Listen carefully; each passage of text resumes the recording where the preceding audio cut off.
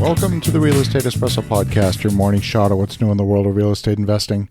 I'm your host, Victor Menashe. Today's another AMA episode. That is, Ask Me Anything.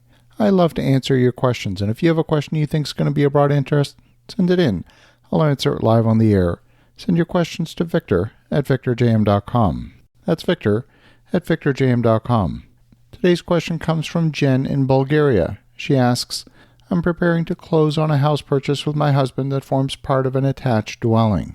The basement apartment is a separate apartment, and the lady who lives in the basement has been there nearly 50 years. The attic space, which forms part of the main house, is a third level.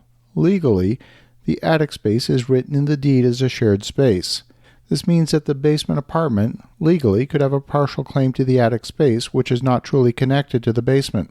Think of it almost like an easement.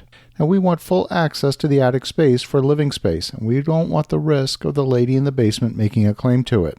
Would you take the risk of asking her to sign a release? She's probably even unaware that she has a theoretical claim to a fraction of the shared attic space.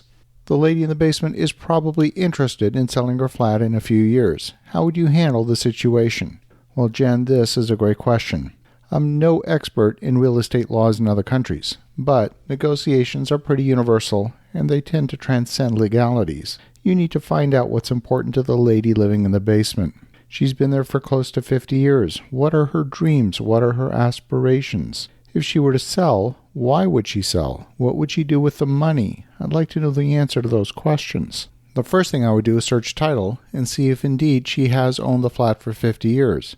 Or did she inherit it at a later date? When did she truly move in? How much did she pay for it? Was the flat something that was handed down through inheritance? If you want to control the attic, the simplest way to do that is to control the entire stack of real estate from the basement flat and all the way up. At that point, you could recut the deed for the attic to your liking, or perhaps even consolidate the house, the basement flat, and the attic into a single deed. So the question is, would the lady living in the basement welcome a sale-leaseback arrangement whereby she gets to continue to live in the basement at a preferential rental rate? What would be a fair rental rate so that you don't end up losing a ton of money in the process due to higher carrying costs? And what would be a fair rent for the owner of the basement apartment? If you own it, you don't even need to make her aware of the basement apartment's claim to the shared space. Once you own it all, you can make the needed changes, and then later when she moves out, renovate the basement and either choose to rent it or sell it. As part of the negotiation, you can make it clear that you don't need the basement apartment. She's free to live there, assuming you can come to a fair arrangement. Your interest in owning the basement is to make sure that any investment you make in improving the house will be protected by ensuring that eventually you'll own the basement as well. Owning the basement is a risk reduction step for you to protect your investment in the renovation of the main house. You don't have a need to otherwise interfere with her living arrangement. No doubt, this negotiation will require multiple conversations. If you rush it or appear desperate, then you'll actually build resistance.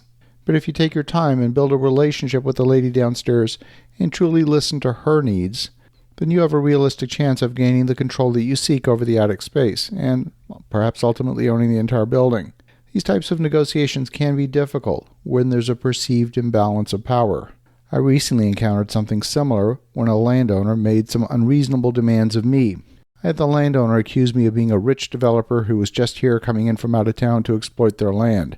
You want to make sure that you don't get backed into that corner. You're just some rich foreigner coming in to mess up the culture of our city. If she's been living in that same apartment for 50 years, she's likely to have a strong emotional attachment and could feel like something's being taken away from her. For that reason, she needs to experience the sale as a gain, not a loss. That will only happen when you understand what her motivations are. So these are not fully answers to your questions per se, but perhaps an avenue of how you might approach the negotiation that could be win-win for both you and the lady downstairs. I want to thank you, Jen, for a fantastic question. And for the listeners at home, have an awesome rest of your day. Go make some great things happen. We'll talk to you again tomorrow.